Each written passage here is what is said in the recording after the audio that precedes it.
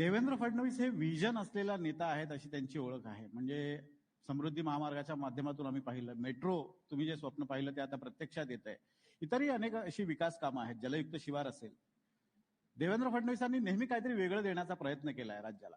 या निवडणुकीत तुमचं विजन काय आहे आणि पुढच्या 5 वर्षात तुम्हाला काय द्यायचंय महाराष्ट्राला? तुम्ही मध्यंतरी मला वाटतं ड्रग्ज मुक्त महाराष्ट्र अशा स्वरूपाची पण एक घोषणा केली होती. काही गोष्टी मी या ठिकाणी सांगू इच्छितो की मी नेहमी लॉंग टर्मचं विजन ठेवणारा व्यक्ती आहे. शॉर्ट टर्मचा विचार मी करत नाही. मी गेल्या 2.5 वर्षामध्ये या महाराष्ट्रामध्ये म्हणजे महाराष्ट्राच्या निर्मितीपासून आजपर्यंत महाराष्ट्रामध्ये विजेची स्थापित क्षमता 40,000 मेगावॅट आहे आणि मी गेल्या 2.5 वर्षामध्ये 44,000 मेगावॅट वीज निर्मितीचे करार केले आहेत. त्यातल्या 22,000 मेगावॅटची काम सुरू झालेलं आहे. त्यातलं जवळपास 16,000 मेगावॅट हे पुढच्या 18 महिन्यात पूर्ण होईल. 2,000 मेगावॅट पूर्ण झालेला आहे. आणि याचा परिणाम काय आहे? 2 परिणाम आहेत त्याचे. 2030 साली महाराष्ट्रामध्ये 52% वीज अपारंपरिक ऊर्जा स्रोतातनं येईल. म्हणजे आम्हाला कोळसा आयात करण्याची गरज नाही, आम्हाला ऑइल आयात करण्याची गरज नाही. प्रत्येक ठिकाणी आम्ही स्वयंपूर्ण होऊ. त्याचा दुसरा परिणाम काय?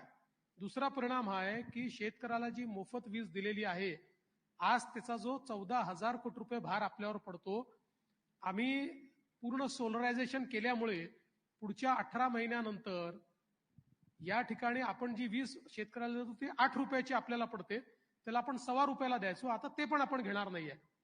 आता ती 8 रुपयाची वीज आपल्याला 3 रुपयाला पडणार आहे.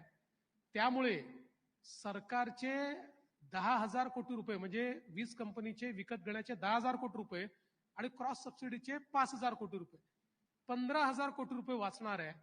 म्हणजे 14,000 कोटी रुपये जे आम्ही आता मोफत विजेला देतोय त्याच्या व्यतिरिक्त 1,000 कोटी आमच्याकडे असतील.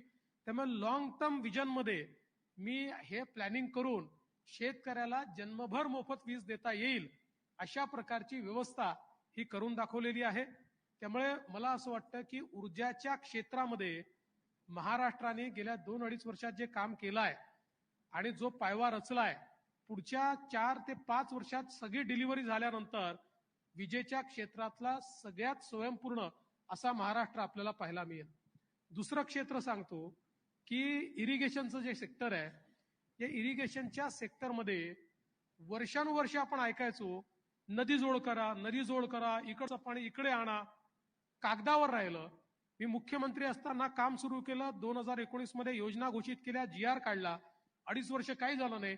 गेल्या 2.5 वर्षामध्ये मागे लागून सगळ्या मंजुरी आणून त्याचं टेंडर मी काढलं. आज वैनगंगा नळगंगा नदीजोड प्रकल्प आहे.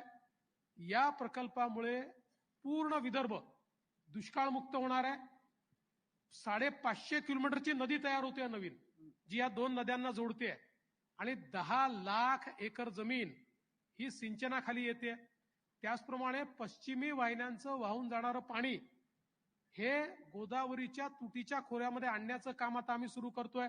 त्याला सगळ्या मान्यता देऊन त्याचं टेंडर आम्ही एक पहिलं काढलेलं आहे की ज्या माध्यमातनं 55 TMC पाणी हे जे समुद्रात वाहून चाललेलं आहे हे गोदावरीच्या खोऱ्यातील अख्खा मराठवाडा दुष्काळमुक्त करण्याचं काम आम्ही करू.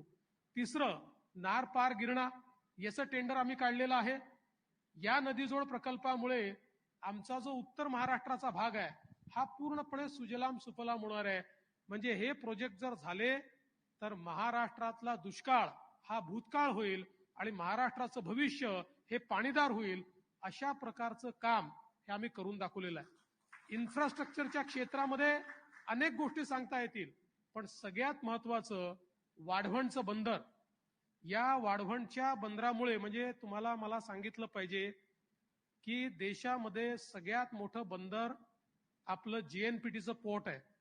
JNPT पोर्ट देशाचं 60% कंटेनर ट्रॅफिक हँडल करतं.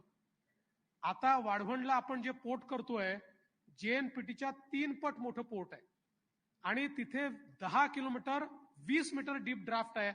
जगातलं सगळ्यात मोठं जहाज हे त्या ठिकाणी येऊ शकतं.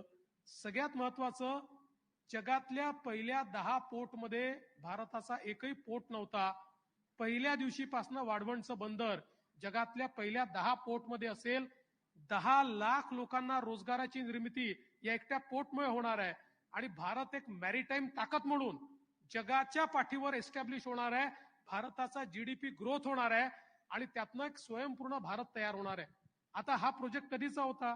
हा प्रोजेक्ट 1980 सालचा होता. 92 साली सील झाला की आता होऊ शकत नाही. मुख्यमंत्री झाल्यानंतर त्यातल्या अडचणी शोधून काढल्या, त्या मी दूर केल्या. परत 2.5 वर्ष उद्धव ठाकरेजींच्या सरकारने भूमिका घेतली, वाढवण बंदर आम्हाला करायचं नाही. आमचं सरकार आलं, सगळ्या गोष्टी आम्ही मार्गी लावल्या, शिंदे साहेबांची मदत घेतली, त्यातनं सगळ्या गोष्टी मार्गी लागल्या. वाढवण बंदराचं काम आम्ही सुरू केलेलं आहे. साहेब, वाढवण बंदर महाराष्ट्राला तर इतर राज्यांच्या 20 वर्ष पुढे नेणार, पण भारताला पुढचे 30 वर्ष भारताची अर्थव्यवस्था एकटं वाढवण बंदर त्या ठिकाणी फ्युएल करेल. ही वाढवण बंदरांनी त्या ठिकाणी केलेली आहे. मी अशा अनेक गोष्टी सांगू शकतो. म्हणजे माझं तर म्हणणं आहे, माझ्या विरोधकांना, आमच्या विरोधकांना आव्हान आहे, आव्हान. It is my challenge to them. त्यांनी एक आयकॉनिक प्रोजेक्ट सांगावा त्यांनी केलेला, एक, just one single project. They cannot tell. त्यांच्याकडे नाही आहे. मी असे 100 प्रोजेक्ट सांगतो की जे महाराष्ट्र परिवर्तित करतायत, महाराष्ट्र बदलतायत, जे आम्ही करून दाखवले आहेत, जे भविष्यात होणार आहे, हेच आमचं भविष्याचं विजन आहे. पण सर तुमचे विरोध